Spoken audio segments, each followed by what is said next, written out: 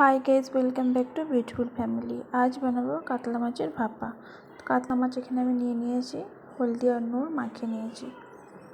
সবার প্রথমে আমি কড়াই বসিয়ে দিয়েছি, তেল গরম হয়ে গেছে। এবারে আমি একটা একটা করে মাছের পিস দিয়ে দেবো। মাছটাকে আমি ভেজে নেব।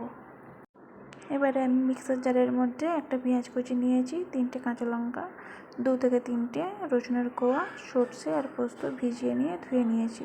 এবার ওগুলো আমি দিয়ে দিয়েছি, আর 1/2 চামচি কাঁচা জিরে। তো ভালো করে আমি একটা মিহি পেস্ট বানিয়ে নেব।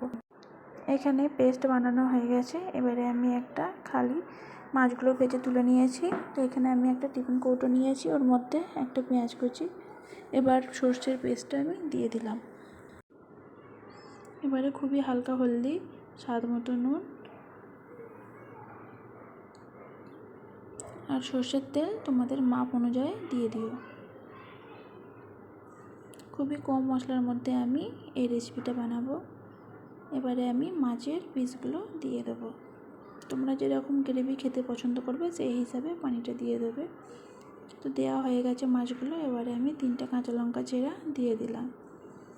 এখানে আমি একটা কড়াই নিয়ে নিয়েছি, তার মধ্যে পানি বসিয়ে দিয়েছি, আর একটা বাটির মধ্যে টিফিন কৌটোটাকে বসিয়ে দেবো। 10 থেকে 15 মিনিট ঢাকা দিয়ে রেখে দিয়েছি। তো এবারে আমি গ্যাস বন্ধ করে দিয়েছি। 15 মিনিট পর ফিরে এসেছি। ঠান্ডা হওয়া অবধি অপেক্ষা করব। এবারে আমি টিফিনের ঢাকনাটা খুলে দেখব।